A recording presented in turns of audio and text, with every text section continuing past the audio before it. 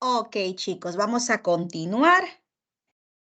A ver, ¿por qué de las respuestas? Ejercicio número 1 de esta semana para geografía. El Acuerdo de París, me hablen de París, ¿ah?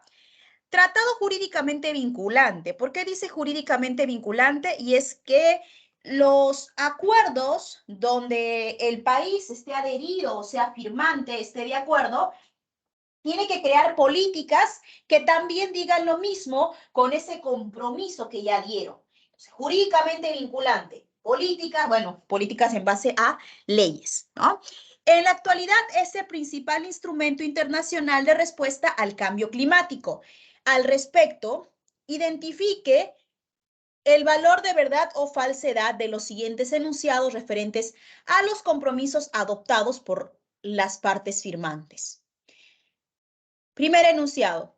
Conservar e incrementar los sumideros y reservorios de carbono es correcto. Para ir en contra del cambio climático, hablamos de, como medida, la protección de estos sumideros. Ahí sí te lo conté.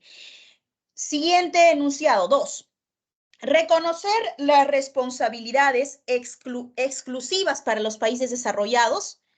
No, es que son responsabilidades comunes, pero diferenciadas. Este de acá es incorrecto. No solo hablamos exclusivamente, a mí me toca esta partecita. No, hablamos en ese término. 3. Mejorar la capacidad de adaptación de los efectos adversos que se presentan. Claro, adaptación. Por una parte, lo que se pueda disminuir se disminuirá, pero por otra no se va a lograr. Así es que debemos de adaptarnos, correcto. Y último 4, presentar contribuciones determinadas nacionales para reducir los gases del efecto invernadero. Contribuciones, es decir, vamos a hacer algo, vamos a presentar planes de acción. Eso es. Muy bien, respuesta, la letra D de dado. Ejercicio número 2. Me habla de los biomas. Los biomas afrontan diversos problemas que amenazan su conservación. Uno de ellos que se ubica en la zona intertropical, entre trópicos. Después de la zona tropical, el bosque tropical, venía la sabana. Bueno, si no recordabas, no importa. Y presenta de 15 grados hasta 30. Ya bueno, y presenta una larga estación seca. Se ve afectado por el sobrepastoreo, la quema de los pastizales porque son bajos, es de color amarillento, la caza furtiva, sobre todo la caza furtiva. La sabana. A partir de lo descrito, el bioma se denomina sabana. Bueno, de 15 a 25, no 30, de 25 latitudes. Taiga no puede ser, desierto tampoco. Aquí hablamos de la presencia de sobrepastoreo, desierto no va, bosque tropical y la pradera nos colocaron. Bueno, aquí la diferenciación era caza furtiva, esa era la palabrita. Muy bien, y es así como se cierra esta semana número 4 para geografía, chicos. Ahora vamos avanzando con cívica. Respuestas de boletín de la semana, D y C. Cívica. A ver, ¿qué vamos a tocar el día de hoy? Es 3 cositas. Valoración, conservación y defensa del patrimonio cultural y natural. Identidad e interculturalidad, 2 términos que van de la mano, y aparece uno tercero que te lo voy a mencionar. Además de los aspectos que fundamentan nuestra peruanidad. Vamos a promover el sentido de querer lo que tenemos, querer lo nuestro. A ver, comenzamos. Patrimonio de la nación. Conjunto de bienes, ya sea material e inmaterial. Material lo puedes tocar, inmaterial no lo puedes tocar. Como es el sentimiento, el sentir. Esto lo traen viene desde nuestros antepasados y que continúa quedando en la historia porque nosotros lo hacemos así. Y eso también no debería, bueno, debería ser parte o rol del Estado que deba mantenerse en el tiempo. Patrimonio cultural, ley número 28296. Habla del quehacer humano frente a lo material o lo inmaterial y el valor y significado que le da el hombre peruano. La condición para ser reconocido como patrimonio de la nación Puede ser un vestigio arqueológico, puede ser algo histórico, es decir, cuenta la leyenda, cuenta algo que en realidad efectivamente haya pasado. Hay crónicas, por ejemplo. Lo social, formas de vida, modos de vida, interacción entre esas sociedades. Lo antropológico, cómo el hombre se sentía parte, centro de todo lo que le rodeaba. Las tradiciones, lo que se seguía de generación en generación. La religión, antes era politeísta, el Tahuantinsuyo. Lo etnológico, que son el centro, son las costumbres, etnológico.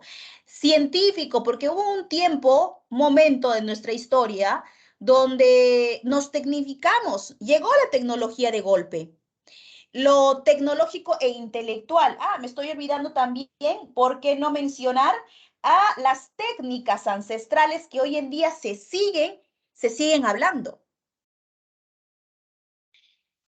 Las categorías del patrimonio de la cultura. Patrimonio material inmueble. Inmueble, ¿qué quiere decir, profesora? Tu casa es un inmueble, no se puede mover, ¿no? Sin movimiento.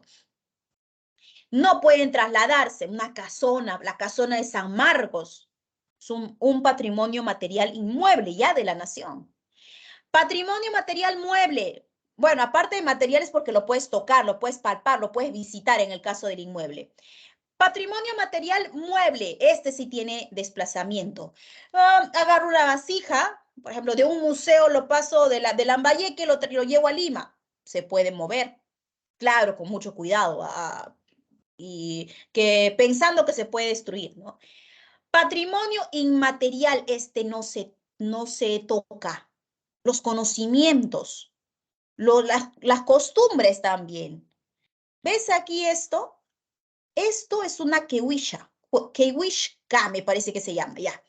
Es una técnica para hacer puentes. ¿Sabes cómo hacen? Trenzan sogas. Es un trabajo comunal, por supuesto. Trenzan sogas, hacen trenza tras trenza. Luego lo enlazan de un punto a otro punto, un extremo a otro extremo. Y ahí comienzan a confeccionar sus puentes. Desde el incanato ha funcionado y hoy en día también sigue dándose. Hay documentales que describen cuál es el proceso y cómo se organizan. Y es increíble, realmente increíble, en verdad, el nivel de organización. El patrimonio documental queda en documentos, toda nuestra historia se conserva. Ahí están, mira por aquí, por ejemplo, las crónicas todavía están escritas. Patrimonio subacuático, vestigios sumergidos bajo el agua. Hay vestigios que han durado 50 años, aunque se están deteriorando. Con el pasar del tiempo, si hay algo sumergido, se sabe que mucho más rápido se va a deteriorar. Por eso es que se contratan a buzos para darle mantenimiento. A esos buzos hay una carrera en San Marcos que se llama, ¿cómo se llama? Carrera de Restauración Nacional, algo así, rehabilitación y restauración o similar. Ellos ven toda la parte del patrimonio peruano y tratan de reconstruirlo colocándole el mismo material para que no se altere su valor. Patrimonio industrial, bienes adquiridos ya dentro de otro contexto.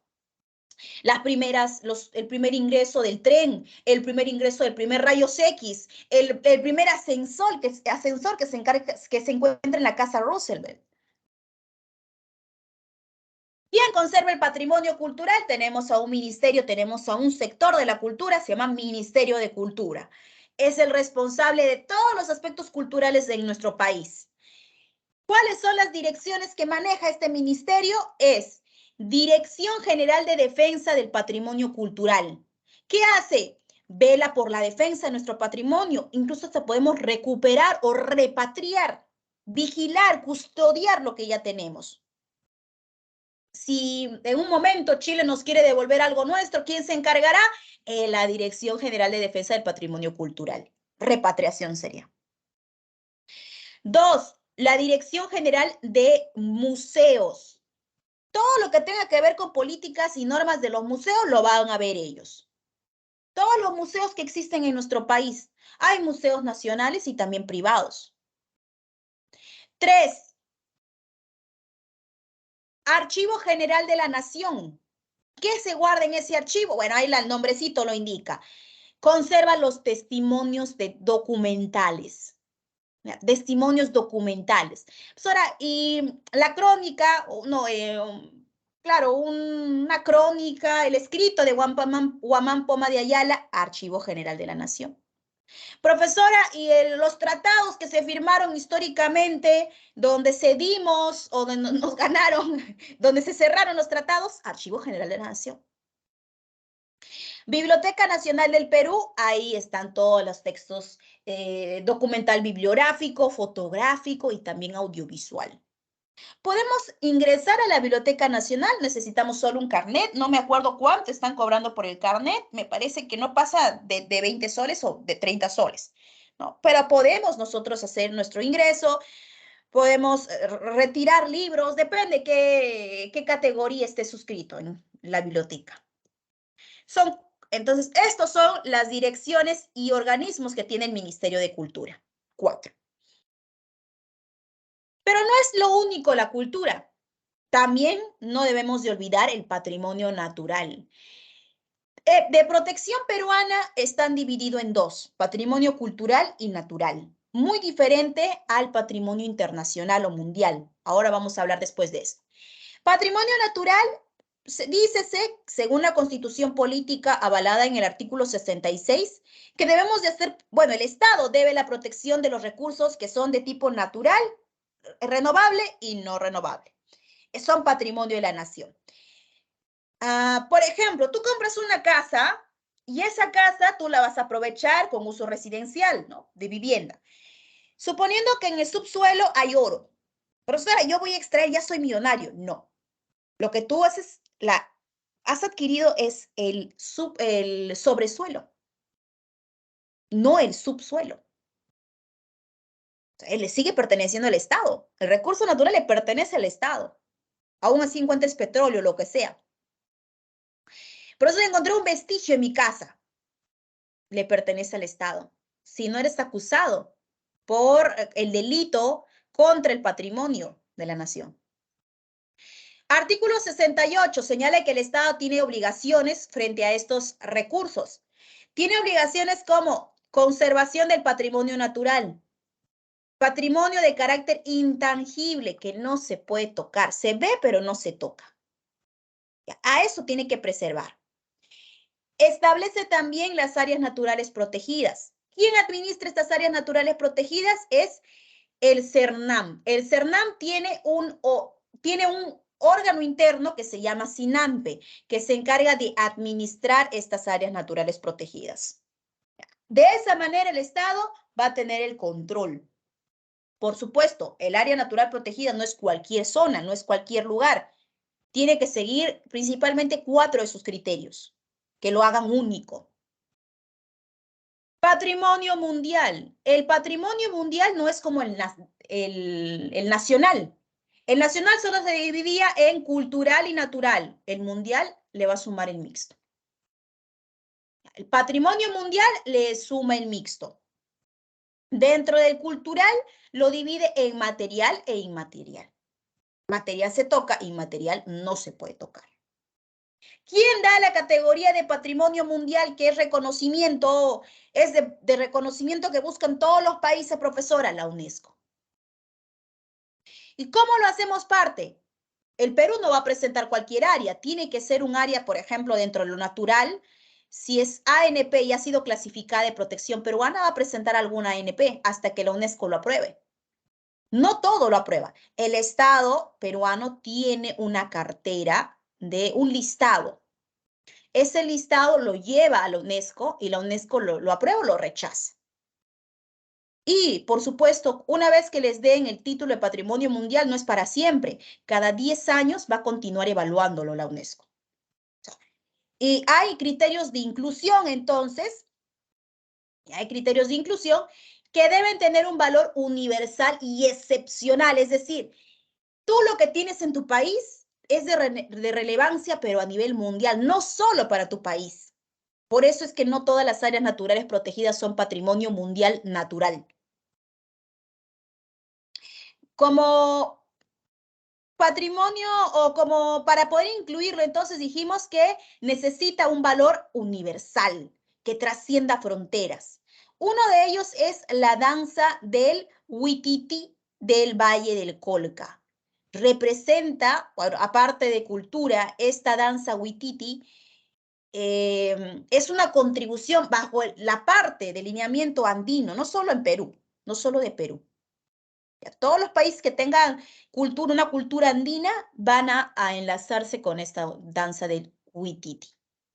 Hay un valor excepcional. ¿Y por qué se puede excluir? Usted me dijo que no es para siempre, que cada 10 años la UNESCO sigue evaluando, ¿sí?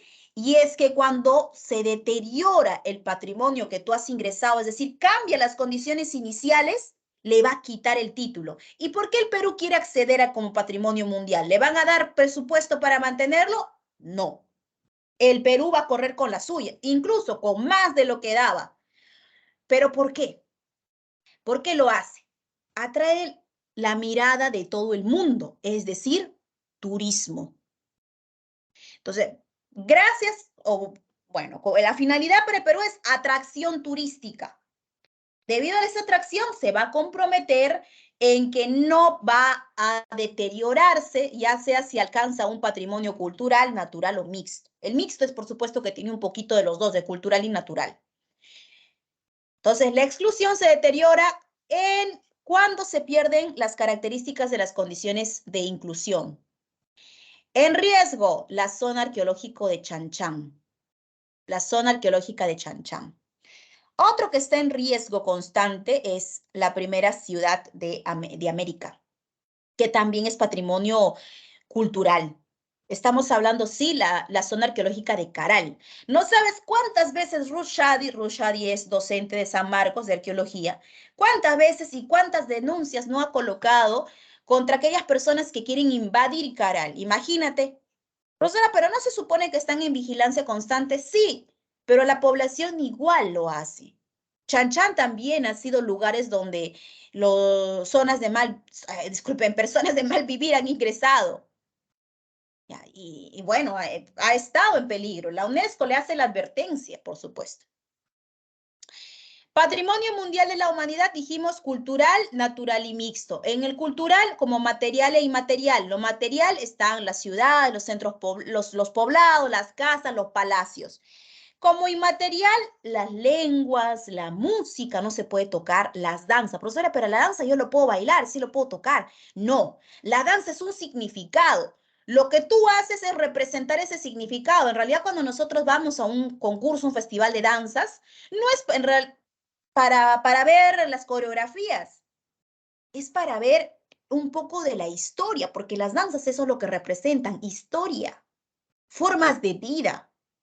O sea, si no logras comprender ese significado de las danzas, entonces estamos por gusto en ese festival. Las artes marciales, que también son otra forma de cultura inmaterial. En natural, formaciones físicas y biológicas también que tengan. ¿Cuándo le hace caso la UNESCO mucho más rápido como patrimonio mundial en la parte natural? Es cuando hay especies en peligro de extinción, especies genéticamente únicas. Hábitats y animales en peligro de extinción, ahí está.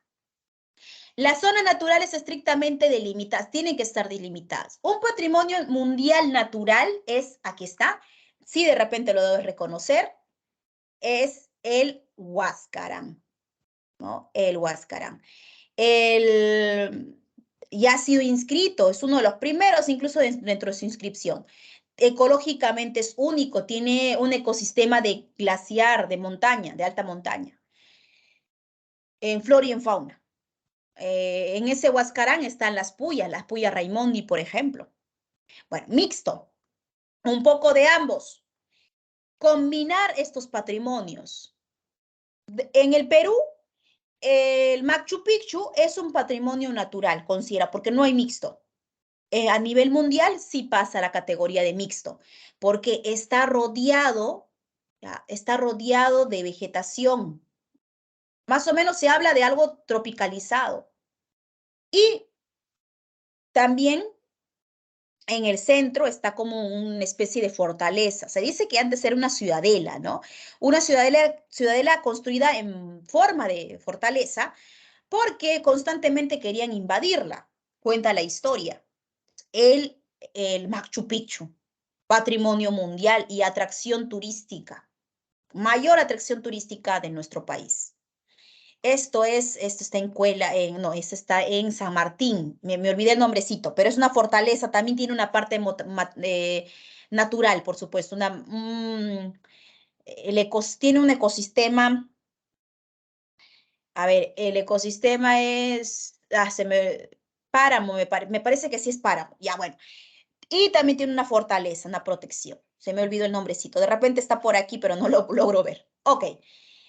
Estos son los patrimonios mundial, chicos. Cultural, natural y mixto. Ahí lo mencionamos. Ahora vamos a hablar de otro tema que es la identidad nacional. ¿Cuándo me siento realmente que pertenezco o encajo como dentro de la sociedad peruana? En realidad está en permanente construcción social. Desde niños de repente no tenemos tanta identidad, pero cuando llegamos a mayores, la identidad incrementa.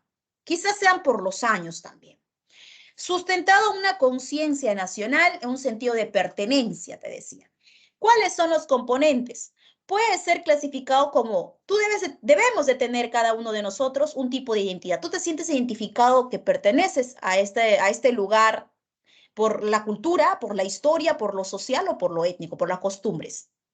Algunos tienen los cuatro, otros tienen dos, y otros uno nada más. Pero algún tipo de identidad tienes que tener. Como te decía, también es un proceso dinámico, es cambiante. Se supone que cuanto pasa el tiempo, mayor debe ser, no al revés. Pero hay un proceso de aculturación que también estamos sufriendo. Es un riesgo.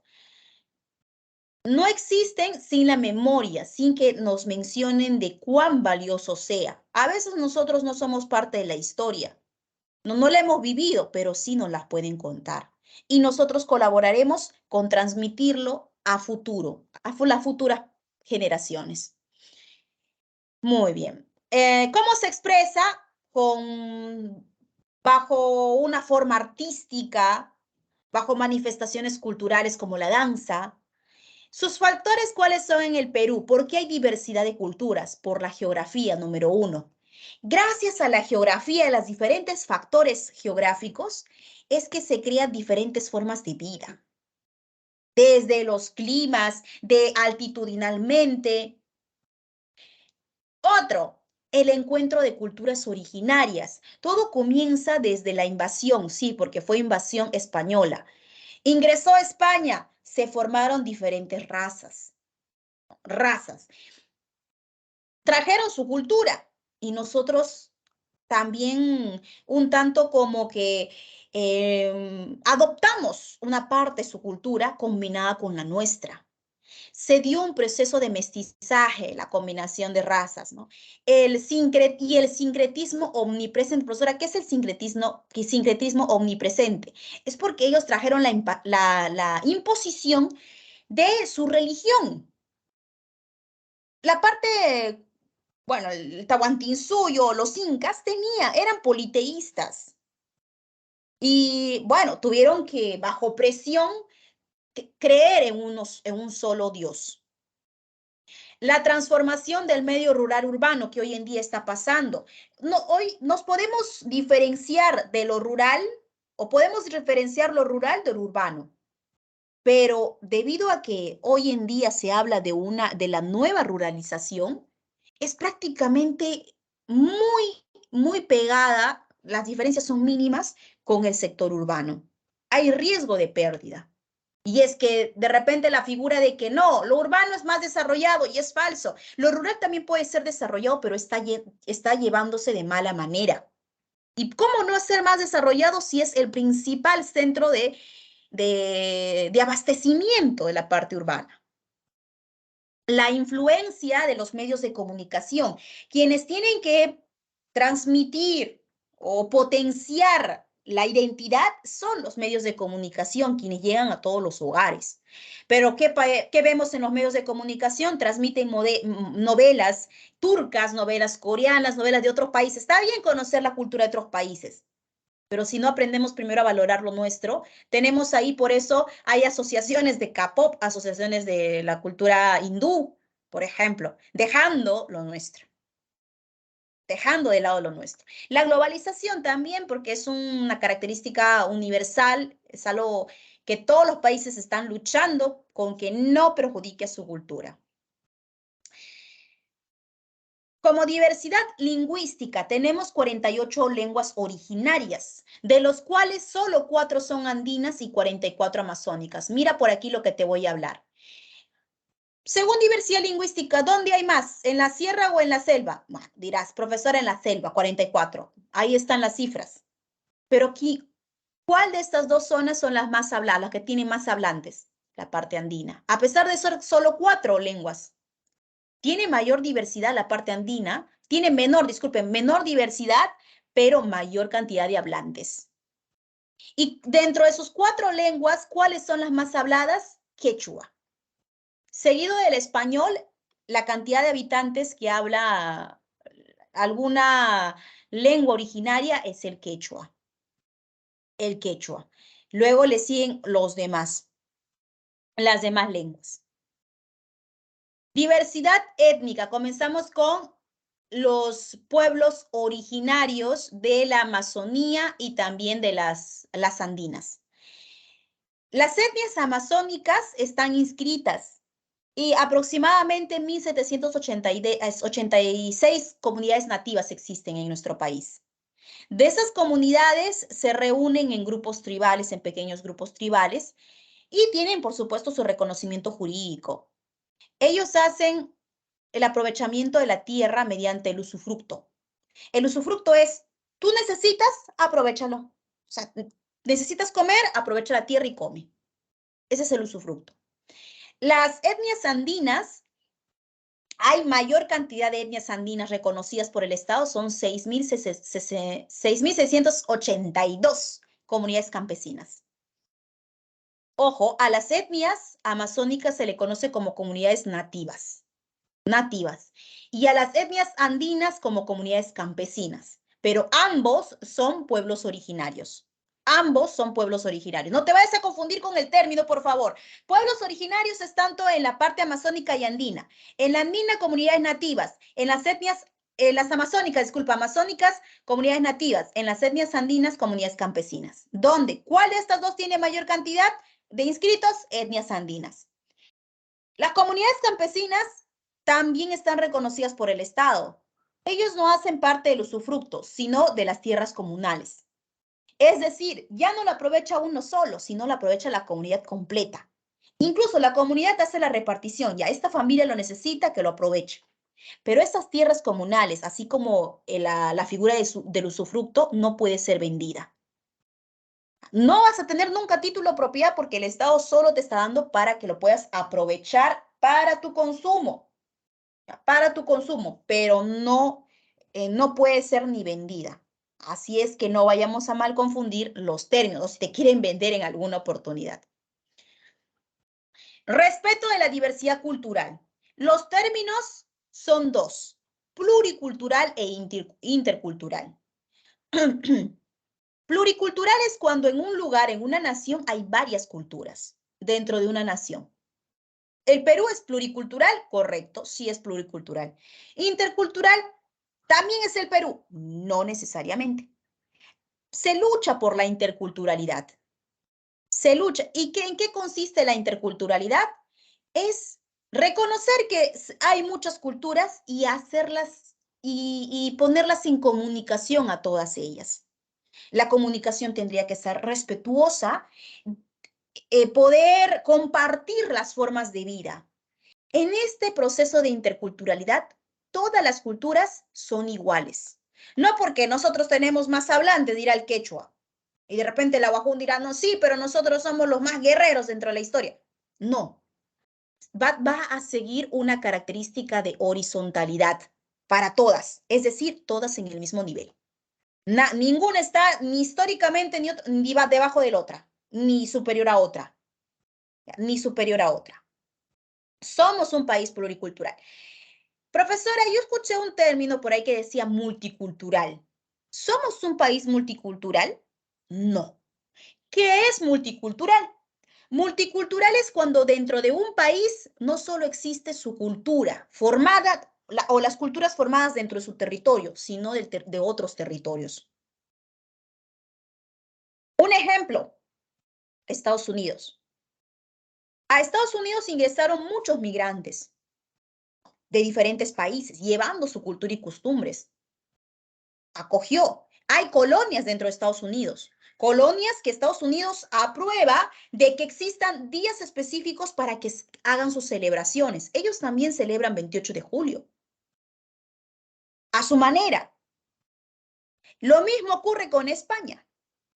España también acogió a miles, a cientos, a millones quizás de migrantes, no solo peruanos, entre otros países. Profesora, pero no está pasando lo mismo en el Perú. Mire cuánto venezolano hay. Ya. Tiene que pasar una cierta cantidad en años, tienen que estar firmemente consolidados, reconocidos también y formarse en función de colonias. Aparte, sí, la mayor cantidad de migrantes que hemos recibido en el país son los venezolanos, efectivamente, pero tendríamos que tener más o más colonias. Todavía no podemos llegar a ser un país multicultural. Y lo rico que debe ser también para ellos, ¿no? Conocer de otras tan cerca a otros países dentro de su territorio. La diferencia de pluri, inter y multicultural. Sobre la peruanidad, ya para cerrar cívica, me parece que debe ser el último. A ver, la peruanidad. El sentimiento de que yo realmente diga en todos lugares, soy peruano y me siento orgulloso de serlo. Basado por el afecto. Puede recaer el afecto a nuestras tradiciones, a las expresiones, a las vivencias que he pasado. El Perú es uno de los países culturalmente más diversos y lo sabemos, por los pueblos originarios, tanto amazónicos y andinos, por la variedad geográfica, por las culturas extranjeras que también han ingresado en menor cantidad. No en colonias como para ser multicultural, pero también tenemos culturas extranjeras. Desde las llegadas nada más de los esclavos, los afrodescendientes, los culis, los chinos. Hay colonias italianas, hay pequeñas, ¿no? Tampoco no son tan grandes. Hay lugares donde han llegado alemanes, italianos. En Cajamarca, por ejemplo, que me parece que han formado una pequeña colonia alemana. En Satipo también hay otra colonia. Aspectos que fundamentan nuestra peruanidad. Primero, revalorar la acción del hombre dentro de la historia. Cómo es la lucha que se vivió por proteger nuestro territorio. Reconocer el valor que tienen las principales ciudades fundadas. Un poco de historia y un poco también de arte, de arquitectura. Lo arquitectónico. Por eso es que el Estado pone leyes para que no puedan ser modificadas ni destruidas. Considerar y valorar los idiomas. Hablamos de una inclusión social. Valorar las técnicas empleadas por los antiguos peruanos, desde las agrícolas y hasta otro tipo de técnicas. Apreciar las manifestaciones folclóricas autóctonas e incluir a los peruanos que viven alejados de la civilización. Recuerda que tenemos a una civilización contactada y una civilización, bueno, a pueblos contactados y a los pueblos no contactados. Saber por lo menos que los no contactados existen. No podemos ingresar rápidamente a ellos por el temor de que puedan desaparecer. Una simple gripe los puede matar. Sentido de pertenencia, seguimos con la pertenencia. En realidad, sentirme parte de algo es subjetivo. Yo me puedo tener mayor sentido de pertenencia que otra persona. Y es por simplemente lo que puedo haber desarrollado en el transcurso de mi vida. ¿Por quién tiene que ser promovido esta pertenencia? Principalmente por el Estado. Las instituciones civiles que se suman y los medios de comunicación. Pero ¿cuánto ayudan los medios de comunicación para que podamos conservar esa pertenencia, sentido de pertenencia? Los medios de comunicación no son de mucha ayuda. Tenemos un canal del Estado que sí manda, ¿no? Sí se sabe ahí, pero ¿cuánto lo ve? Muy bien. Bueno, el sentido de pertenencia también podríamos contabilizarlo, podríamos hacerlo objetivo, porque al decir tenemos tantas lenguas en cantidades, tantas religiones, tantas culturas, tantas costumbres, podríamos cuantificarlo. para que incremente nuestro sentido de pertenencia, quizás. Las costumbres y tradiciones. Hay una diferencia. Costumbre y tradición. No es lo mismo, por si acaso. Son complementos, sí. La tradición, chicos, puede ser también una costumbre. La tradición puede ser una costumbre. Diferencias remarcadas. La costumbre sí puede ser regulado por el Estado. La tradición no. La tradición es solo voluntario, solo si yo lo quiero así. Si quiero llevar mi tradición o ya no la quiero seguir. La forma de pensar, de comportarse en el tiempo, la tradición, pero voluntaria. La costumbre, ahí sí, el Estado lo regula. Uy, no se olviden que esto se tiene que hacer en tales fechas. La costumbre. Muy bien. Una tradición que fue llevada por muchos años, cambiada, porque, ojo, la cultura puede ser cambiada con el tiempo. No quiere decir que lo que se hacía hace muchos años atrás, de siglos, se siga haciendo ahora, no. Es cambiante la cultura. Una tradición era que antes, en Navidades, en lugar de colocar las bolitas del árbol de Navidad, colocaban manzanitas, hasta que terminaban por podrirse. Esa era la tradición, era mucho más pesada, claro, pero con el paso del tiempo fue cambiándose. O sea, han sido reemplazadas, pero continúa dándose la figura. Principales festividades según las regiones a valorar. Costa, sierra y selva. Voy a mencionar solo algunas. En la costa, la procesión de la bandera en Tacna. ¿Por qué esto tiene gran acogida? Se sabe bien que Tacna y Arica pertenecían al Perú, por lo cual pasaron a una votación cuando hubo la guerra con Chile. ¿Querían volver o no? Tacna quiso volver a nuestro país, Arica ya no. Por eso es que se vive con gran júbilo esta procesión de la bandera. En Tacna, exactamente. Otra costumbre que tenemos en la costa, la procesión del Señor de los Milagros en Lima. No es la única. Cada región tiene su patrón. Cada región. En Lima, el Señor de los Milagros, y mueve masas. Paraliza el sistema vehicular, el transporte vehicular. ¿No? Mueve masas y paraliza otras. Tierra, el Inti Raymi en Cusco, la festividad del máximo dios del incanato, la sierra. También es una tradición por lo grande, visitado, trae muchos turistas. En la sierra, el Festival de los Negritos de Huánuco, que hoy en día es un patrimonio reconocido por Patrimonio Cultural de la Nación. Esto cuenta que llegaron los españoles con sus esclavos y sufrían mucho los esclavos. Llevaban a sus capataces que no dejaban otro que ser también otro español. Llevaban a sus empleados españoles. Ya, bueno, tienen máscaras de negros y hay máscara de blancos. Los blancos eran los capataces. Ellos eran obligados, debido porque, bueno, pues España trae al Dios, ¿no? Al único Dios. Y bueno, los negros tenían que adorarlo. Los capataces, a son de látigos, los hacían adorarlos con campanas. Danzaban para el niño Dios, para la llegada, la bajada del niño Dios. Entonces, en estas coreografías son cambiantes, pero siempre pasa también el patrón y la patrona y con sus capataces. Los capataces tienen largas barbas blancas, son los más graciosos dentro de esta danza. Y es muy bonito porque pasan como una semana, incluso se extendió, antes eran cuestión de días por diciembre, prácticamente terminan enero con esta tradición.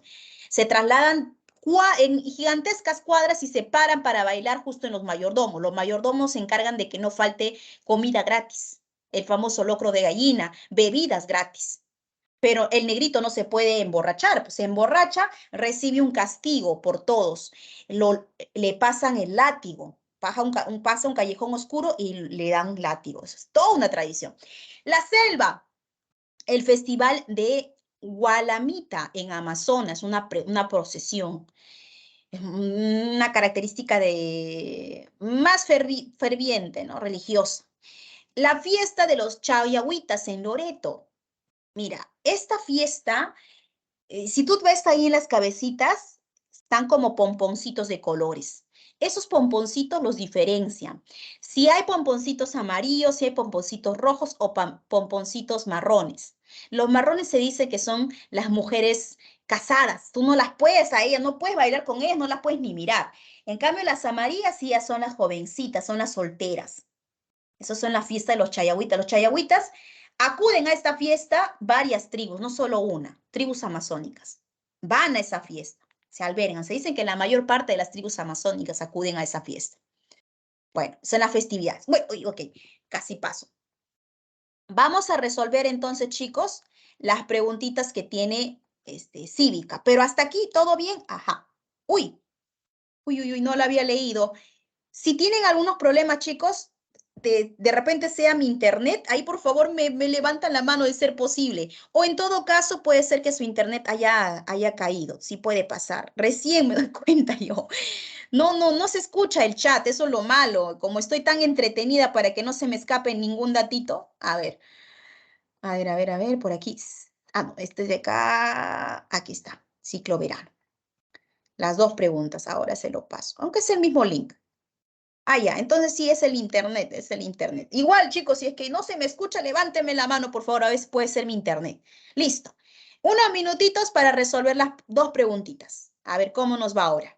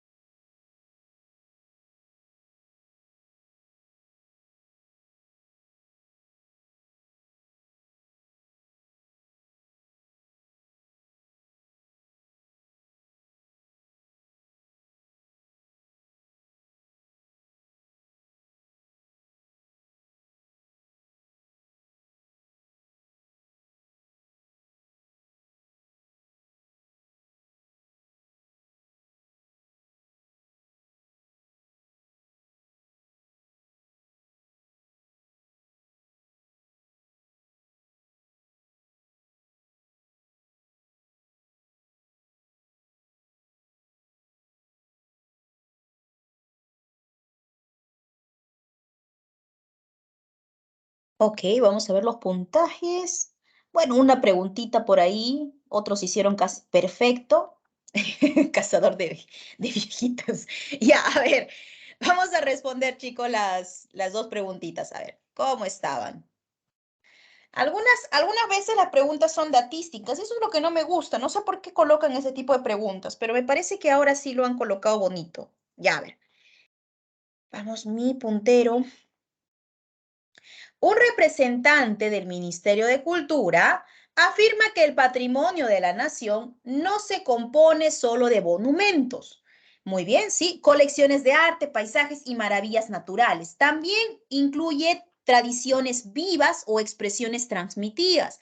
Lo inmaterial está hablando, ¿no? De la generación, bueno, ya lo mencioné, de la generación en generación de generación en generación, por nuestros antepasados a través de una práctica constante. Esta última afirmación hace referencia a la categoría de patrimonio. Ok.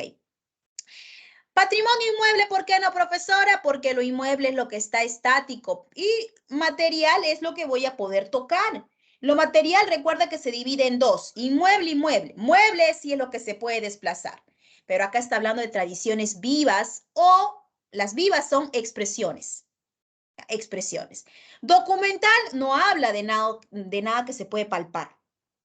Natural de la humanidad, aquí dice, afirma que el patrimonio no solo comprende los monumentos, paisajes, ahí habla de la natural, ¿no? Ninguno de los demás, para ir descartando.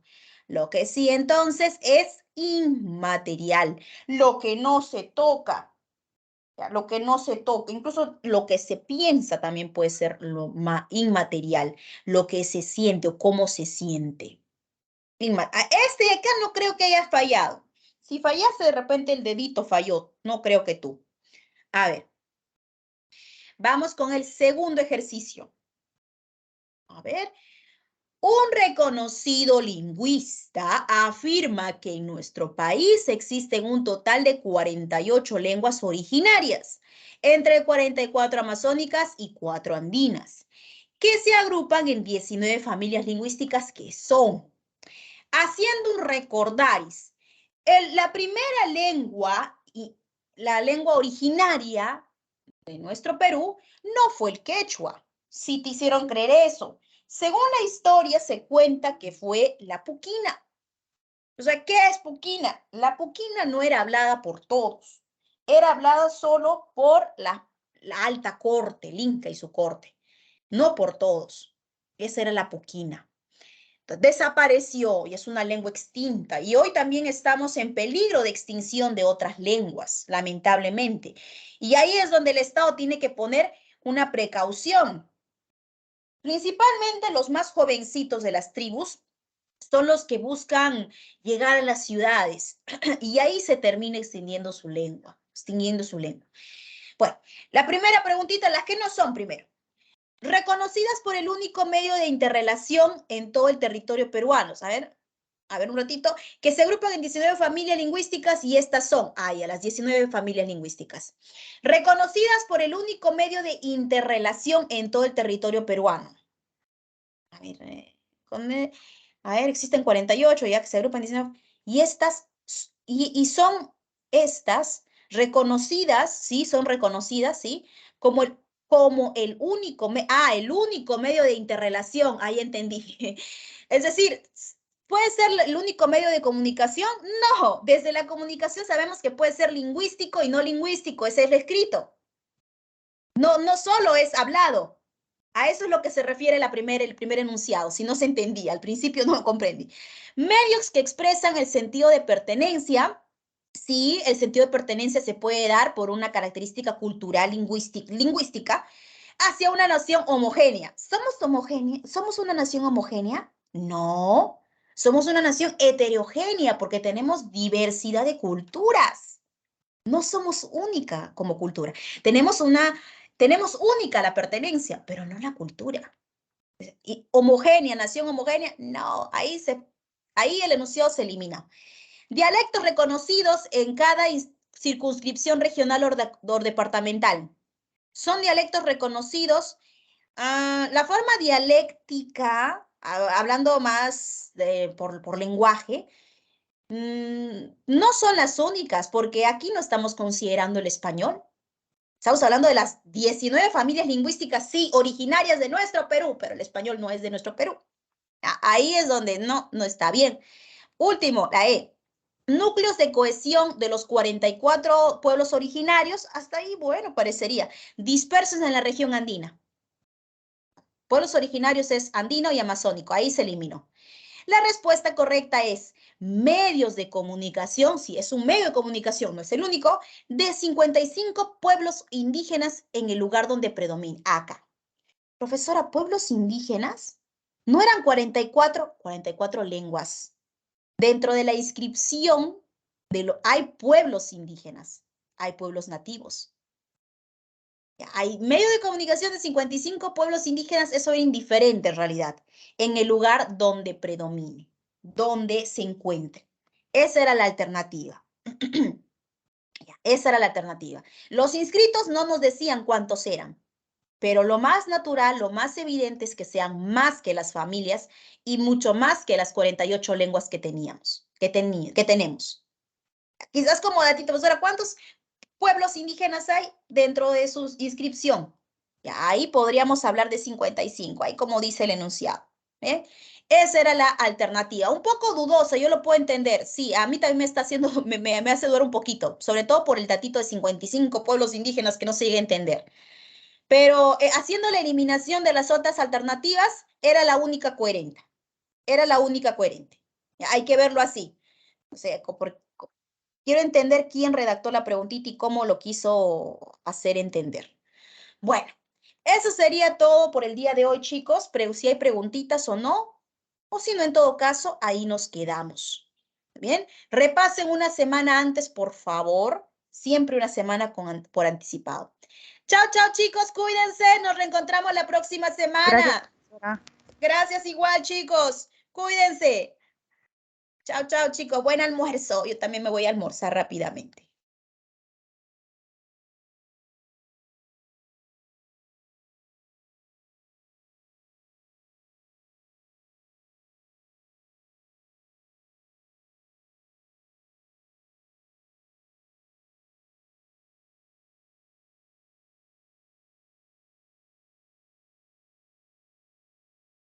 Bien, buenas tardes compañeros, ¿qué tal? Bienvenidos a la continuación del curso de esta semana de historia.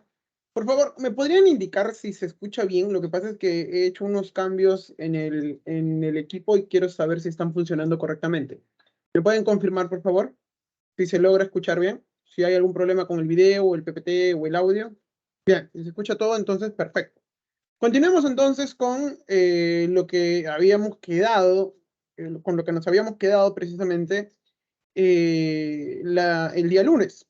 Recuerdo que llegamos a ver todo el proceso de final de la Edad Media, vimos cómo se inicia estas primeras palancas de cambios para lo que va a ser el inicio del mundo moderno, o el inicio del pensamiento, la forma de entender el mundo moderno, que va a ser precisamente el humanismo por un lado, por otro lado vamos a tener el desarrollo en el campo artístico, sobre todo en las artes plásticas de el proceso conocido como el Renacimiento. Vamos a ver ya esta división de la Iglesia Católica Cristiana Occidental, con la aparición de las iglesias protestantes, precisamente con la protesta que hace Martín Lutero, que es precisamente el inicio de la aparición de estas iglesias, la protestante, la calvinista, la anglicana. Vimos también la reacción de la Iglesia Católica Romana, que va a ser la contrarreforma expresada en el Concilio de Trento. Hablamos de esta expansión de Europa al mundo, que se da precisamente en forma, digamos, paralela, en donde vamos a ver cómo es que dos reinos van a ser los principales impulsores de esta expansión europea. Por un lado, los portugueses, que llegan hasta Calicut, la India, establecen una primera ruta comercial segura, y por otro lado, los españoles, que como habíamos visto en la clase pasada, inician este proceso de expansión y conquista con la llegada de Colón. Ahora bien, como les había mencionado, Colón no estaba ni enterado de que existía un nuevo continente. De hecho, los europeos en general no sabían de la existencia de un nuevo continente hasta que ya los viajeros menores, los que siguen los pasos de Colón, van a darse cuenta de que este es un nuevo territorio y para mal o para bien se produce esta conexión entre América y el resto de continentes que hasta ese momento habían tenido una interacción constante, que era Asia, Europa y África. Pues bien, este contacto, que va a haber algunos historiadores que van a llamarlo conquista y demás, yo prefiero llamarlo intercambio colombino. Esto no quita el hecho trágico de los procesos de conquista, guerras y sobre todo gran colapso demográfico, pero entendiéndolo como un intercambio colombino entre ambas culturas nos va a permitir observar precisamente no solo el aspecto trágico de la historia, sino también nos va a permitir observar cuáles son los elementos culturales que van a pasar a uno y otro lado del charco, que es así como comúnmente se le conoce el Océano Atlántico. Los europeos van a verse muy beneficiados con una gran cantidad de productos que van a llegar a Europa y América también. Va a verse imbuida mucho o influenciada mucho por la tradición occidental. De hecho, para mal o para bien, con el proceso de invasión, conquista de este intercambio colombino, la cultura occidental se va a terminar por imponer aquí en el mundo americano. Nosotros, el mundo andino, por ejemplo, tiene esta doble fusión o esta doble vertiente cultural. Somos producto de esta interacción y vamos a tener precisamente una cosmovisión que está precisamente imbuida y bebe de estas dos influencias. Por un lado el mundo andino y por otro lado el mundo occidental.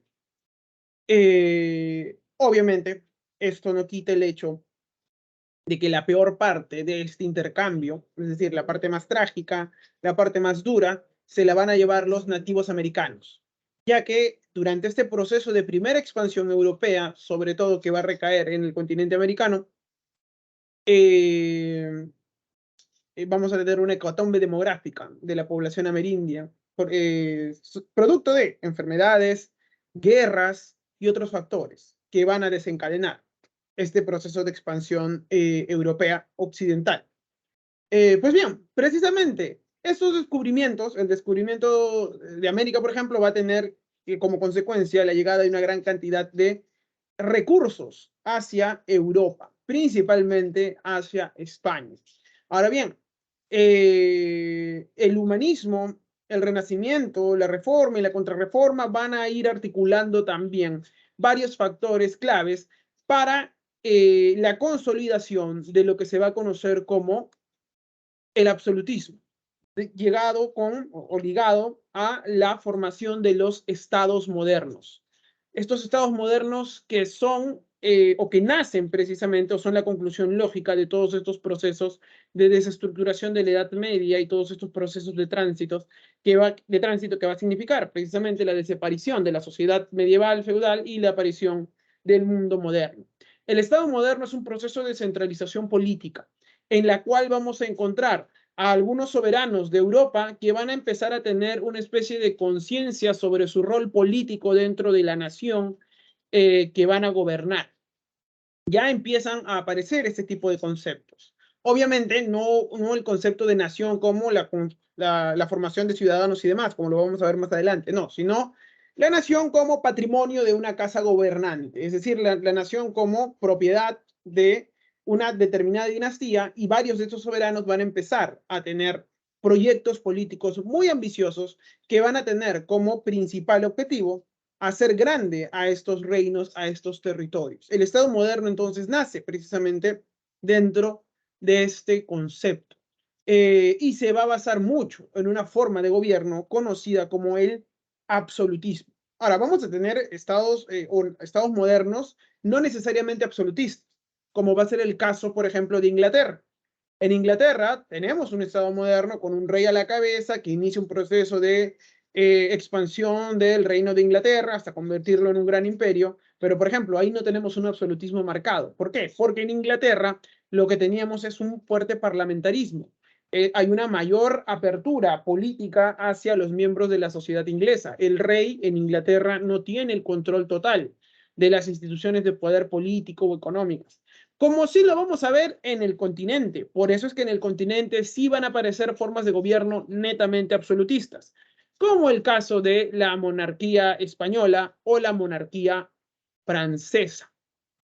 Por eso es que no es casualidad que en Inglaterra surja, o sea, la cuna del liberalismo. ¿Por qué? Porque allí en Inglaterra teníamos una mayor apertura política hacia iniciativas individuales sin la necesidad de que los soberanos estén controlando todos los aparatos de gobierno. El absolutismo nace precisamente en el siglo XVI y en el siglo XVIII, sobre todo en la Europa continental. Es un sistema de gobierno basado en la concentración del poder político, económico, militar, religioso, en manos todos de ¿qué? De el soberano. La justificación, precisamente, del absolutismo estaba fuertemente ligada a un discurso religioso, que era la base ideológica para el control de estos soberanos sobre estos determinados territorios. Dios, según este discurso ideológico que va a justificar la presencia de los soberanos, Dios ha elegido a estas casas gobernantes para que estas casas gobernantes sean las que dirijan a la sociedad, que dirijan al pueblo y precisamente estas casas gobernantes tienen este don providencial y por eso son las que van a colocar reyes y van a empezar a implementar dinastías importantes. Las causas de este absolutismo lo hemos visto. La ruina de la nobleza feudal, ¿producto de qué? Del fin de la Edad Media, esta Edad Media que culmina entre catástrofes, la abierta crítica hacia la sociedad feudal, impulsada por los humanistas, por ejemplo, los problemas que van a traer las protestas protestantes y la contrarreforma y demás, que van a hacer que al final los reyes se impongan sobre los demás poderes locales e inicien un proceso de centralización política importante. Ahora bien, varios de los burgueses comerciantes van a ver en el poder centralizado una oportunidad de poder sacar ganancias. ¿Por qué? Porque varios de estos burgueses que se dedican al comercio entienden que bajo un gobierno centralizado y fuerte se puede garantizar la protección y el éxito de sus distintos proyectos económicos. Porque estos reyes, estos soberanos, con la capacidad de centralizar el poder, pueden precisamente proteger rutas de comercio, pueden garantizar el éxito de determinadas empresas, o sea, no empresas en el sentido actual, sino empresas en el sentido de iniciativa por invertir y sacar algún tipo de ganancia, por ejemplo, de algún tipo de conquista o expansión territorial. Por eso es que varios de estos burgueses, en un primer momento, van a apoyar estos proyectos absolutistas de concentración del poder de los soberanos. ¿Por qué? Porque ellos entienden que un soberano fuerte va a garantizar precisamente el éxito en sus proyectos económicos. Obviamente, también lo van a hacer con la intención de desligarse del control de la rancia nobleza feudal, que va a seguir existiendo, pero va a ser sometida por el poder de los soberanos. Por eso es que los nobleces van a apoyar económicamente los proyectos políticos de estos soberanos, porque en un primer momento les va a favorecer. En el caso español, por ejemplo, los gremios de comerciantes van a empezar a apoyar estos proyectos políticos de centralización política en España. ¿Por qué? Porque este gobierno absolutista fuerte les daba concesiones monopólicas dentro de la forma de negociar en el comercio. Y había una gran cantidad de beneficios económicos que sacaban determinados gremios de comerciantes gracias a estas concesiones monopólicas. Esa es la razón del por qué burgueses, comerciantes, sobre todo, ustedes sabrán, la burguesía, lo hemos visto también, la burguesía basa su dinero en torno al comercio, van a apoyar estos proyectos políticos. Bien, las características de este absolutismo es el sometimiento de la nobleza, centralismo, el rey centralizaba todo el poder en su persona, providencialismo, ya lo hemos visto, Dios supuestamente había designado a determinadas casas gobernantes para que gobiernen precisamente estos territorios. El regalismo quiere decir que el rey decidía todas las acciones políticas, económicas, e incluso hasta religiosas, porque, por ejemplo, para nombrar a determinados cardenales, papas y personas importantes dentro de la iglesia, van a tener que tener el visto bueno del rey. Es decir, si un rey aceptaba que determinado obispo sea nombrado príncipe de la iglesia en su territorio, este rey tenía que dar el visto bueno. No solo bastaba con la autorización del papa y demás. Es más, a veces hasta el rey decía, ¿sabes qué, papá? Nómbrame a esta persona como obispo o como canciller de la iglesia y demás en mi territorio, por ejemplo. Por eso es que la Iglesia Católica va a jugar un rol político importante durante esta época de la formación de los estados modernos. En algunos casos incluso se va a enfrentar abiertamente a determinados estados por esta cuestión de ver quién tenía el poder o la sartén por el mango, como va a ser el caso de el emperador Carlos I de España o Carlos V de Alemania, en donde incluso tropas imperiales van a ingresar y van a saquear Roma, por ejemplo, en estos enfrentamientos más que religiosos, por cuestiones netamente políticas y económicas. Pero bien, de todas las formas o intentos de consolidar el absolutismo dentro de Europa, los dos reinos más importantes durante este periodo del siglo XVI al siglo XVIII van a ser, por un lado, la monarquía española y por otro lado, la monarquía francesa. La monarquía española va a crear un gran imperio durante los siglos XVI y XVII. Para mediados del siglo XVII, ya la monarquía española para esta época va a entrar en un franco declive. Pero durante el inicio de la formación imperial de España, vamos a tener un potente e importante imperio. Dentro de la monarquía española vamos a tener el inicio de esta forma de gobierno absolutista con la llegada de la casa de los Habsburgos. Los Habsburgos van a ser una dinastía familiar de origen austriaco, por eso es que también se le conoce como los Austrias. ¿Qué sucede? Verán, dentro de España vamos a tener los dos reinos más importantes, Castilla y Aragón. ¿Recuerdan? Fernando e Isabel, los reyes católicos.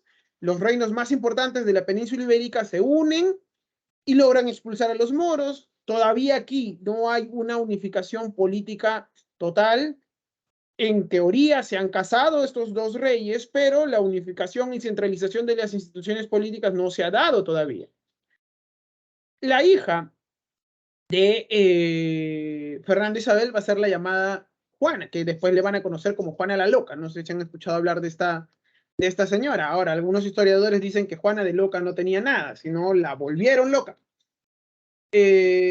¿Por qué dicen que la volvieron loca? Porque Juana I de Castilla era una mujer con intenciones de gobernar. Pero como ustedes sabrán, el problema era ese, que era mujer. De la unión de Fernando e Isabel no va a surgir un hijo varón, sino va a surgir precisamente esta mujer, Juana. Ella quería gobernar, pero no la van a dejar gobernar, incluso reclama los derechos de gobierno. Ella se va a casar con un príncipe de origen Habsburgo, de origen austriaco, que va a ser como quien dice la cruz de nuestra querida Juana. ¿Por qué? Porque ella se va a enamorar al parecer perdidamente de este señor, Felipe el Hermoso, un príncipe de origen austriaco. Ahora bien, Felipe el Hermoso le va a hacer una y mil cosas a la pobre Juana, que estaba perdidamente enamorada de su marido, pero Felipe el Hermoso, pues ni caso. Pero por estas cuestiones de matrimonio, por conveniencia, ellos dos se van a casar. Y de esta unión van a ser ¿quién? Carlos. Este señor Carlos va a ser el heredero precisamente de, por un lado, todos los territorios españoles, porque sus abuelos eran los reyes católicos, incluidos los territorios americanos, porque como ustedes sabrán, Colón había conquistado todos los territorios americanos a nombre de la corona de Castilla, e Isabel de Castilla era precisamente la abuela de Carlos. Carlos entonces va a ser investido como rey de España, con el título de Carlos I de España, y de esta manera los Habsburgos, porque Carlos era hijo directo de Felipe el Hermoso, que era el descendiente de esta dinastía de origen austriaco, los Habsburgos llegan a reinar a España. Ahora bien, de su padre, es decir, de Felipe el Hermoso, Carlos hereda también la posibilidad de poder acceder al trono del Sacro Imperio Romano Germánico. ¿Por qué? Porque su abuelo había sido emperador del Sacro Imperio Romano Germánico, es decir, el papá de Felipe el Hermoso. Pues bien, Carlos I de España entonces va a gobernar un gran territorio español con todas sus posiciones ultramarinas, y a eso le va a sumar ¿qué cosa? Todos los territorios del Sacro Imperio Romano Germánico, incluido posesiones en Italia. ¿Por qué? Porque los electores, los príncipes electores del Sacro Imperio Romano Germánico van a elegir a Carlos como emperador. Por eso es que durante el reinado de Carlos también lo van a llamar Carlos V de Alemania, logrando formar un colosal imperio que abarcaba partes de Alemania, Italia, la península ibérica en España, los territorios conquistados en América, tanto el Imperio Mexica como el Imperio Inca, y los territorios que terminan conquistando también en la zona de Oceanía, en toda esta zona de las Filipinas y demás. Una colosal formación imperial, y por eso es que el rey más importante de todo este primer periodo de la monarquía española se lo va a conocer a Carlos I de España o V de Alemania. Obviamente va a ser este señor Carlos V que no va a poder concretar su sueño. El sueño de Carlos era formar un colosal imperio con él bajo el mando político y con la Iglesia Cristiana Católica bajo el mando espiritual y religioso. Esto no va a ser posible porque precisamente en Alemania estalla la Reforma Protestante con Lutero y demás, y al final los príncipes alemanes deciden no apoyar tampoco, por un lado, la religión católica cristiana, y por otro lado el proyecto imperial de Carlos V. Y de hecho varios de estos príncipes alemanes deciden volverse protestantes para no apoyar las pretensiones imperiales de Carlos V. Por eso es que Carlos V al final va a tener que desistir de este intento de control total de todos estos territorios. Al final, cuando Carlos V decide abdicar, va a dejarle el territorio de España y todas sus posiciones a su hijo Felipe II, y a su hermano le va a dejar el trono de emperador del Sacro Imperio Romano Germánico, y por eso es que al final ya España y todas estas zonas de Alemania se van a terminar por separar. El hijo de Carlos I o Carlos V va a ser Felipe II. Felipe II va a ser un rey que va a intentar expandir y conservar los dominios españoles, y sobre todo tratar de expandir y defender la religión cristiana católica. Por eso es que Felipe II se va a enfrentar a los protestantes y se va a enfrentar también a los turcos. La gran victoria de Lepanto va a ser bajo el reinado de Felipe II, en donde una flota de varias naciones cristianas del Mediterráneo, pero cuyo principal grueso va a ser una flota española, va a lograr vencer a los turcos en esta batalla de Lepanto, logrando disuadir la presión turca en el Mediterráneo. Ahora bien, Felipe II también en su intento de defender precisamente la Iglesia Cristiana Católica de la expansión protestante, va a intentar invadir Inglaterra. ¿Por qué? De hecho, va a haber un intento incluso de casar a Felipe II con su prima, que era una de las hijas del rey Enrique VIII con su primera esposa, Catalina de Aragón. Ella había sido elegida como reina durante un tiempo, pero ella muere también sin dejar descendencia. Por eso es que el reinado en Inglaterra lo termina asumiendo Isabel I, que es la que consolida el protestantismo en Inglaterra. Precisamente es en este periodo, es en este contexto en donde Felipe II decide invadir Inglaterra. Y para invadir Inglaterra crea una colosal armada, la famosa, entre comillas, Armada Invencible, que de invencible no tenía nada. ¿Por qué? Porque fue vencida. En este intento de invadir Inglaterra, esta colosal armada es derrotada por los ingleses, y por eso es que los españoles no logran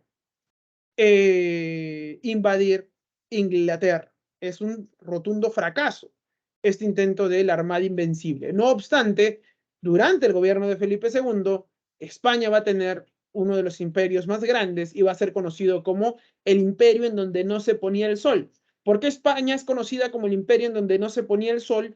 Porque siempre en algún lugar del territorio del imperio español era de día, ya sea en América, ya sea en Europa, ya sea en África o ya sea en Asia, en nuestras zonas de las Filipinas y demás, que era un colosal y gran imperio. Lamentablemente, para los intereses de la monarquía española, los Austrias menores, es decir, Felipe III, Felipe IV y Carlos II, sí, van a ser apenas una sombra de lo que fueron sus antecesores. ¿Por qué? Porque, sobre todo desde Felipe III en adelante, el reino va a entrar en una serie de bancarrotas constantes, crisis económicas, hasta que al final, precisamente, se cambie de dinastía en el siglo XVIII.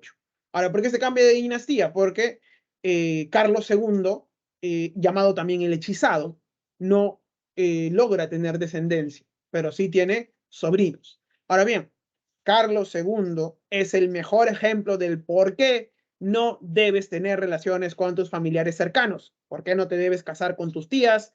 ¿Por qué no te debes casar con tus primas? ¿Por qué no te debes casar con familiares de primero o segunda o de segundo nivel? ¿Por qué? Porque Carlos II, el hechizado, es producto de estas relaciones endogámicas y por eso le decían el hechizado. Tenía una serie de malformaciones genéticas. Eh, un mentón deforme, se decía que era muy feo, paraba toda la vida enfermo. De hecho, se pensaba que Carlos II no iba a sobrevivir. De hecho, era el menor de todos los hermanos de su familia. Y por eso es que siempre lo habían educado en cuestiones netamente artísticas, filosóficas, pero no en cuestiones de gobierno, de política o económicas, porque pensaban que iba a morir. Era un niño muy frágil. Imaginen que él fue el que vivió, ya, para que imaginen cómo debieron estar sus demás hermanos, sus demás hermanos varones.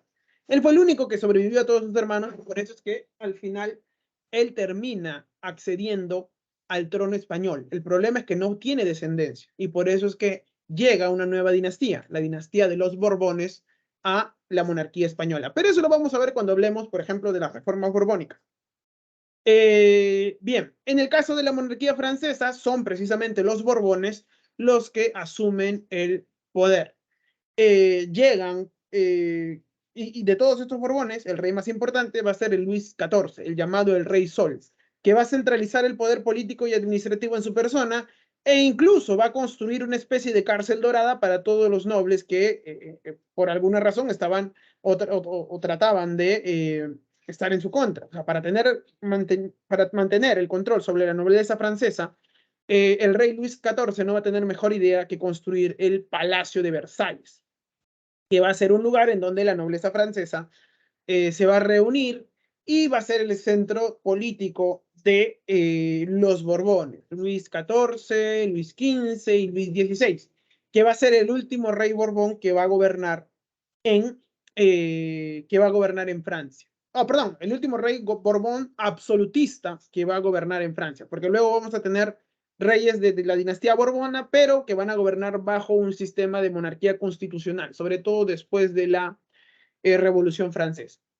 Pues bien, así vamos a tener entonces la formación de estos grandes reinos, de estos grandes estados modernos, que van a ser la monarquía española, la monarquía francesa, se va a formar o se va a también intentar gobernar de forma absolutista Austria, vamos a tener el gobierno absolutista en Rusia también, en Prusia también vamos a tener la formación de otro gobierno de tipo absolutista centralizado.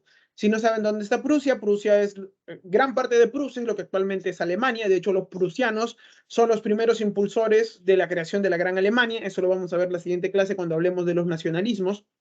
Pero bien, reinos como Prusia, Rusia, Austria, España, Francia son claros ejemplos de estos sistemas de gobierno de tipo absolutista.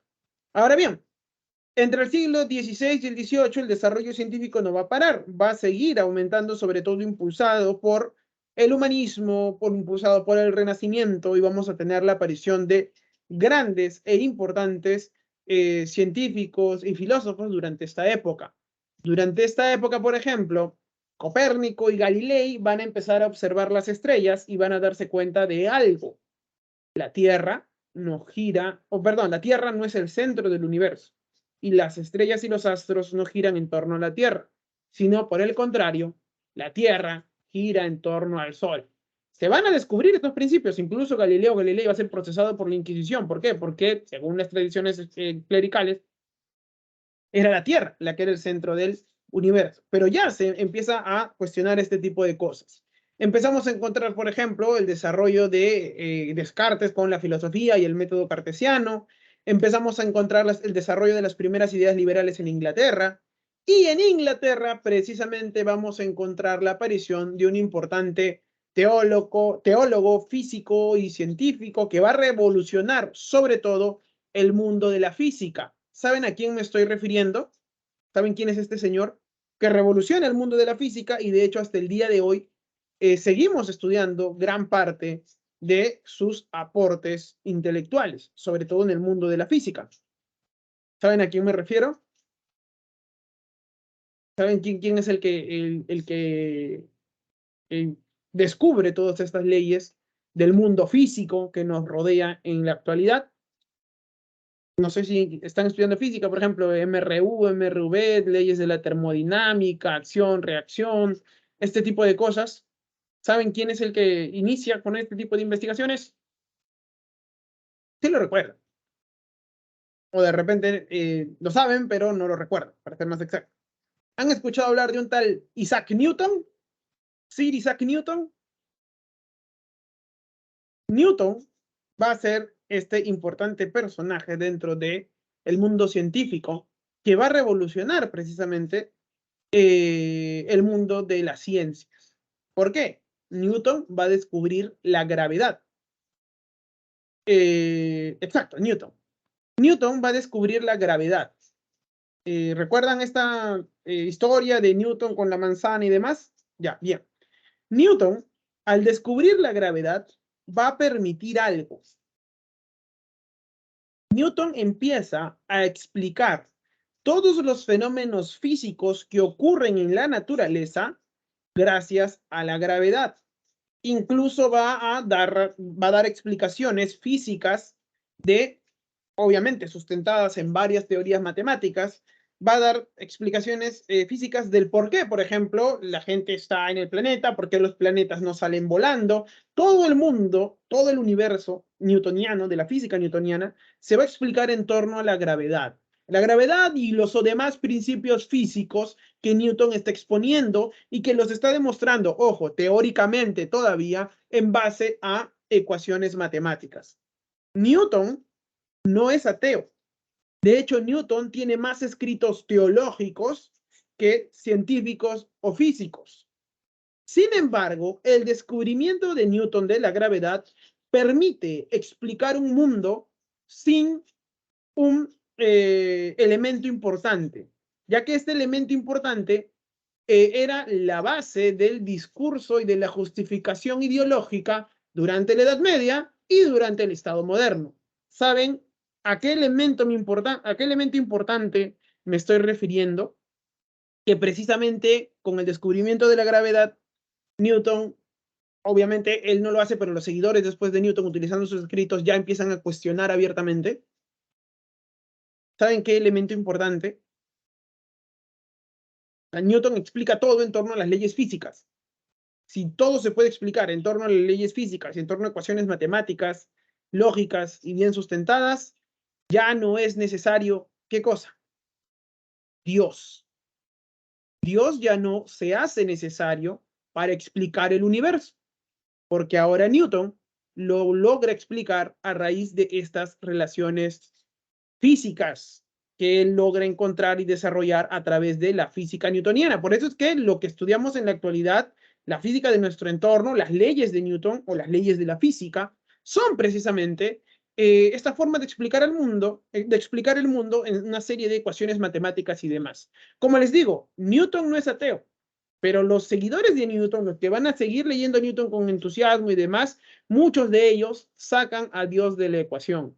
Si Dios ya no es necesario, entonces todas las explicaciones que giran en torno o que justifican la existencia de sistemas políticos, sociales o económicos que utilicen a Dios o al discurso teológico como base de sustento ya no son suficientes.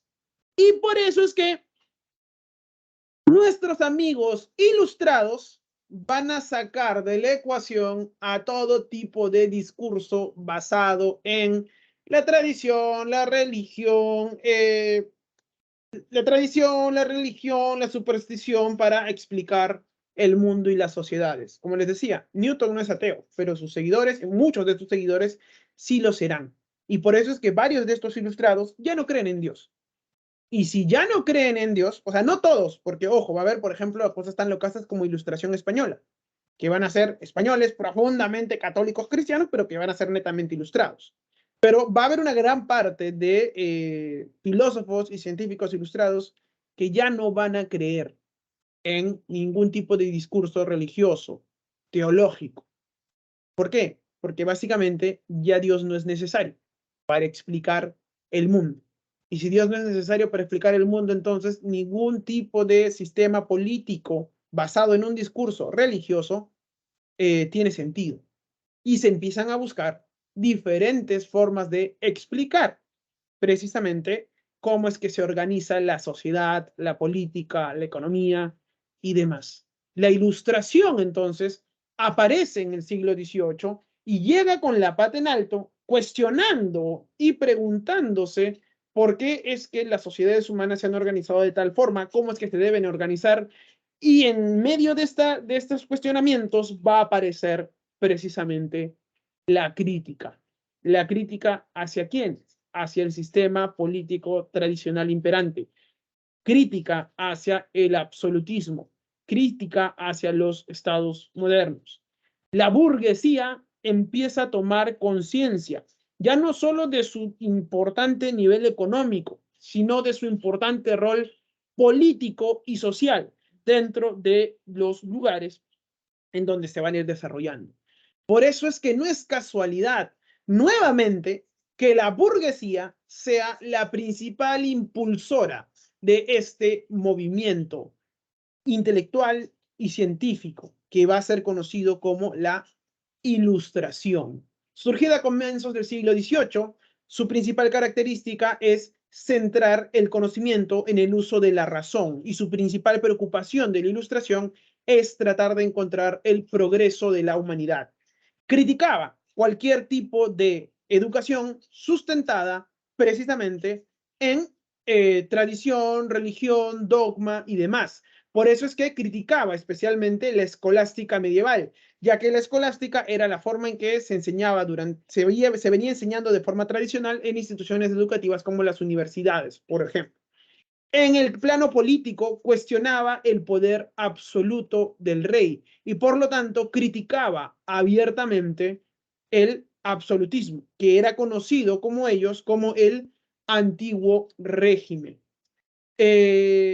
Vamos a encontrar precisamente el surgimiento de este proceso en Inglaterra, sobre todo del desarrollo de las ideas liberales.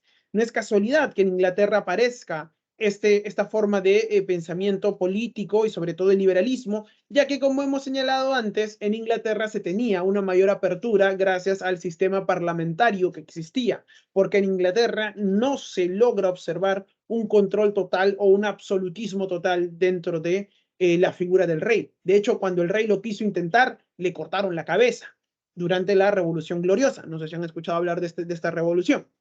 Por eso es que tenemos en Inglaterra un parlamento que va a ser el contrapeso a las decisiones y el poder del rey, y eso va a permitir una sociedad mucho más abierta en todo aspecto, político, económico y social, e intelectual y filosófico también. Por eso es que aquí surgen las primeras ideas liberales, que van a ser las primeras ideas fundadas en este principio de ilustración, y luego se van a expandir precisamente hacia el continente europeo.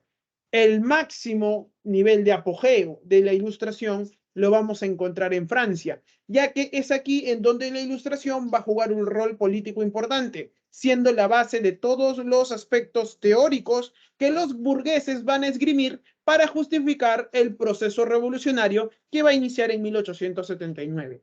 Ahora bien, es gracioso, pero es gracioso ¿por qué? Porque en un primer momento los burgueses habían apoyado el proyecto absolutista, porque consideraban que Un soberano fuerte iba a garantizar el éxito de sus aventuras e iniciativas comerciales. Sin embargo, conforme los burgueses van a ir acumulando más y más dinero, se van a dar cuenta de algo. Estos burgueses no tenían ningún tipo de participación o decisión política dentro de las naciones a las que pertenecían.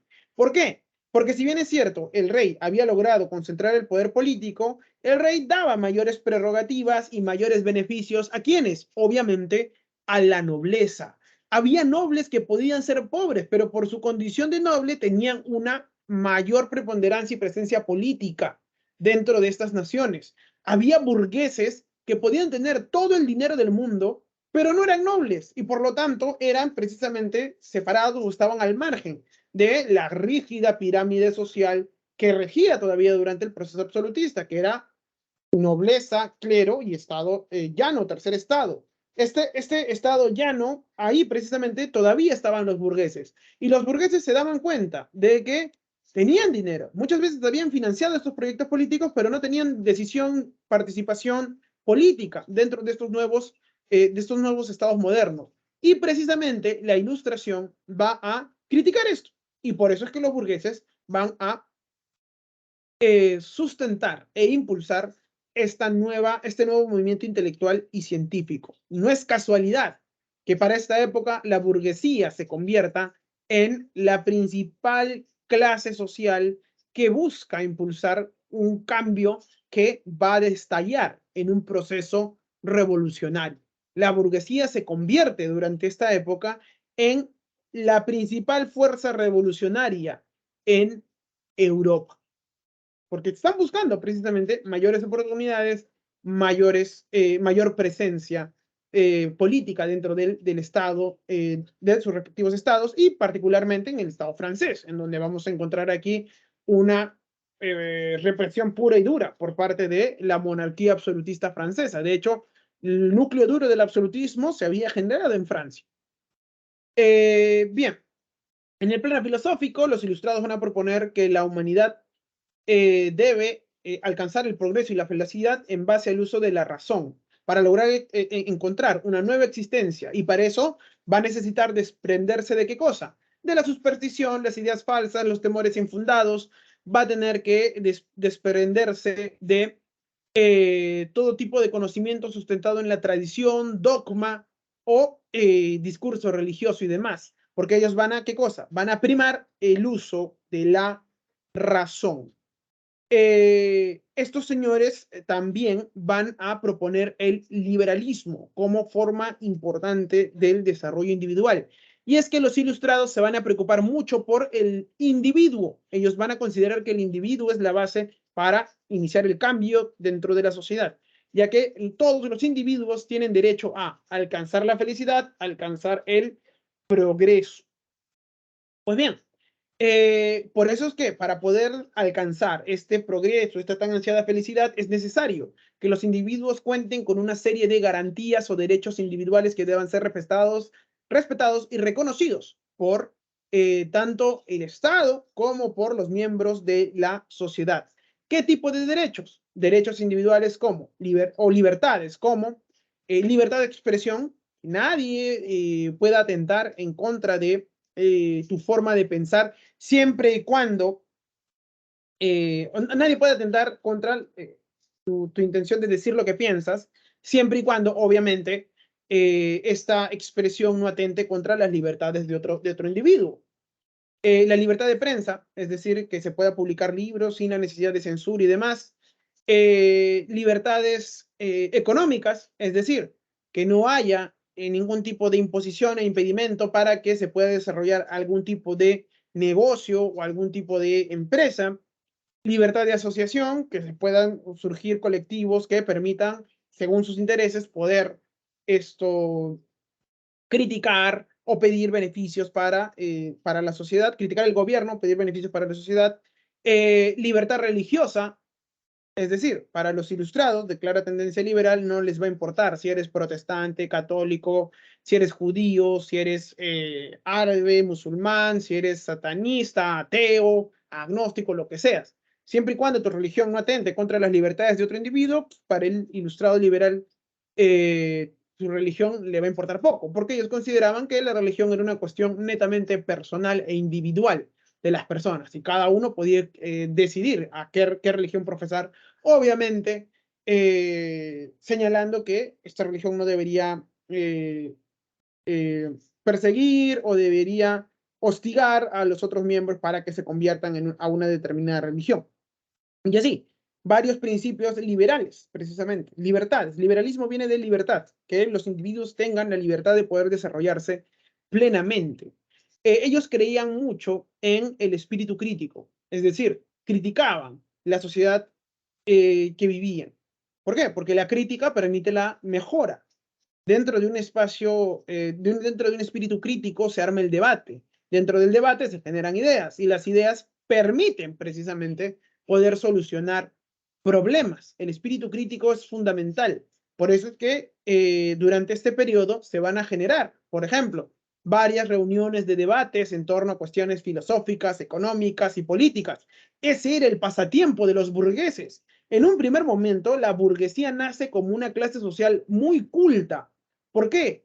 Porque saben que estos principios teóricos les van a permitir poder granjearse mejoras para su situación actual dentro del juego político y de una mayor participación política que ellos mismos están exigiendo. Por eso es que a los burgueses les interesaba todo este desarrollo de conocimientos que se está desarrollando, imbuidos dentro de este espíritu crítico. Leían libros, leían panfletos, leían precisamente mucho. Nace como una clase social muy crítica, con un fuerte, perdón, muy culta, con un fuerte espíritu crítico. Ellos también creían en la teoría del buen salvaje. ¿Qué es la teoría del buen salvaje? Ellos señalaban que el ser humano nace con una propensión a ser bueno. Pensaban que el humano nace bueno, pero es la sociedad la que corrompe esta esencia buena, bondadosa del ser humano.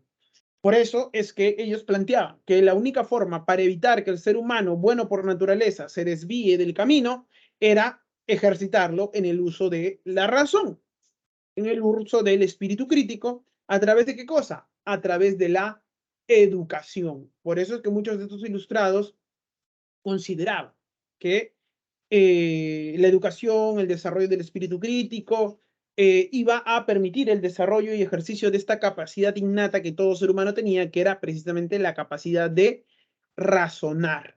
Ahora bien, ellos eran profundamente optimistas.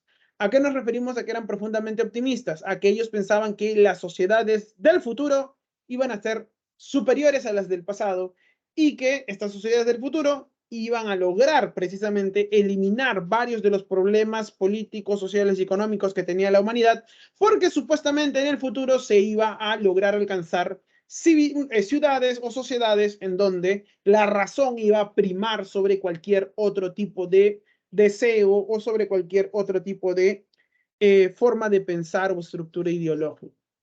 Ellos pensaban que el desarrollo de los conocimientos iban a ser sociedades cada vez más igualitarias, cada vez más libres, y varios aspectos como el hambre o la pobreza iban a ir desapareciendo, si es que el ser humano basaba todo su accionar en torno al uso de la razón. Les pregunto a ustedes, ¿creen que a hoy, 2023, este optimismo ilustrado se ha cumplido a cabalidad? ¿Creen que esta teoría o este presagio de los ilustrados fuertemente optimistas del siglo XVIII se ha cumplido dentro de las diferentes sociedades humanas? ¿Qué creen ustedes? Dicen que sí, uno dicen que no. ¿Alguno se anima a dar otra respuesta? ¿Qué creen? ¿Que se ha logrado cumplir estos principios ilustrados? Pues bien, sería realmente genial que la profecía ilustrada se haya cumplido. Lamentablemente, hemos visto que, o estamos viendo que no se ha logrado cumplir. Sí, es cierto. Tenemos un mayor desarrollo tecnológico, podemos alcanzar información a la mano, el nivel de producción se ha acelerado mucho gracias al desarrollo tecnológico. se ha logrado alcanzar conocimientos y extirpar y eliminar una serie de enfermedades que antes ocasionaban miles de muertos a lo largo del mundo, pero cuestiones como el hambre, la pobreza, el analfabetismo, cuestiones básicas que los ilustrados buscaban eliminar, no han hecho más que aumentar, y sobre todo la depredación de los recursos sobre nuestro planeta. Ahora ya no solo nos tenemos que preocupar por si vamos a producir o no, sino si nuestra producción va a poder ser sostenida por la cantidad de recursos limitados que está quedando en nuestro planeta. Se añade una cuestión más, que es la cuestión ambiental. Pues bien, lamentablemente muchos de estos presagios no se logran cumplir. Durante mucho tiempo, Europa Occidental vivió dentro de este optimismo. Y era justificado, ¿por qué? Porque luego lo vamos a ver en la primera revolución industrial y luego en la segunda revolución industrial, el éxito de las sociedades industriales va a ocasionar que Europa Occidental se come el cuento y piense que, en efecto, estaban desarrollando sociedades cada vez más beneficiosas, importantes y demás. ¿Saben cuándo todo este sueño va a estallarles en la cara a los europeos occidentales? En la Primera Guerra Mundial. Todo este optimismo ilustrado que nace aquí en el siglo XVIII y que se va a prolongar durante el XIX y principios del XX, estalla en la cara de los occidentales, de los europeos, en la Primera Guerra Mundial. ¿Por qué? Porque en la Primera Guerra Mundial, varios de los filósofos occidentales van a decir, nosotros nos habíamos creído el cuento de que nuestra civilización era la mejor del mundo y habíamos puesto todo y habíamos vivido dentro de un desarrollo industrial sin precedentes dentro de la historia de la humanidad, pero al final pusimos todo este desarrollo industrial sin precedentes en la historia de la humanidad generado en la cultura occidental al servicio de la muerte. ¿Por qué? Porque la Primera Guerra Mundial, ¿por qué se le conoce la Primera Guerra Mundial? No solo porque participaron en distintas partes del mundo, sino porque fue la primera vez en la historia de la humanidad en donde todos los beligerantes pusieron su capacidad industrial, es decir, todo su desarrollo tecnológico que habían logrado acumular al servicio de la guerra, al servicio de la muerte, contrario a los principios optimistas de la Ilustración que buscaban el progreso, felicidad de la humanidad. Por eso, esa es la cuestión del asunto. No se ha logrado cumplir varios de los presagios y varias de esta férrea fe de los ilustrados que tenían un gran optimismo en el futuro. Si les soy sincero, ya quisiera yo que estos principios ilustrados se hubieran cumplido, pero lamentablemente, por cuestiones históricas, no se logró cumplir. Y varios de estos principios ilustrados incluso van a ser tergiversados o en muchos casos van a ser utilizados para otros fines, como lo vamos a ver, por ejemplo, durante las guerras napoleónicas o durante el proceso de expansión imperialista de Europa. Las guerras napoleónicas me parece que lo vamos a ver en esta clase, pero la expansión imperialismo lo vamos a ver de aquí a 2 clases más. Y ahí vamos a ver cómo varios de estos principios ilustrados van a ser la justificación para la conquista y colonización y eliminación en gran parte de otras realidades sociales y culturales a lo largo del mundo, sobre todo a finales del siglo XIX. Pero para eso falta mucho. Bien, vamos a tener importantes representantes como John Locke, por ejemplo, de este pensamiento ilustrado. O Voltaire, que no se llamaba Voltaire, sino se llama François-Marie Huret. Por ejemplo, François-Marie Huret va a escribir cartas sobre los ingleses, ya que él admiraba el parlamentarismo británico, va a escribir Cándido, diccionario filosófico. Vamos a encontrar a importantes representantes como Jean-Jacques Rousseau, que va a escribir el contrato social, sobre el cual va a teorizar o va a hablar sobre la forma en que se organiza la sociedad, hablando precisamente de soberanía popular, en el cual va a decir, bien, existe un rey, pero este rey no gobierna porque Dios lo ha puesto o no gobierna por un discurso religioso y demás, sino este rey gobierna porque la sociedad ha decidido poner a ese rey como gobernante. Como la sociedad no se puede gobernar a sí misma porque señala que probablemente existiría un gran anarquismo, entonces la sociedad ha decidido poner a esta casa gobernante dentro del trono. Y por lo tanto, esta casa gobernante debe gobernar por y para el pueblo, porque el pueblo, a través de su soberanía popular, ha decidido poner a este rey y esta casa gobernante. Por eso es que entre los gobernantes y la población existe una especie de contrato que va a llamar el contrato social, en donde el pueblo cede parte de su soberanía a uno de sus integrantes, que en este caso vendría a ser el rey, y este rey gobierna por y para el pueblo. El poder entonces ya no viene del Dios, el poder ya no viene de un discurso religioso, no viene de la tradición, sino viene del pueblo, porque el poder lo tiene el pueblo. Por eso se llama soberanía popular. Así como pasa con los reyes, pasa con los presidentes, con los congresistas y con todos nuestros representantes que nosotros precisamente elegimos a través de los comicios. Por eso es que en las elecciones nosotros ejercemos precisamente o cedemos parte de esta soberanía popular para que estos representantes nos gobiernen a nombre de nosotros y para nosotros. La siguiente vez, si es que ustedes ya participan en las elecciones o cuando vayan a participar en unas elecciones, piensen bien.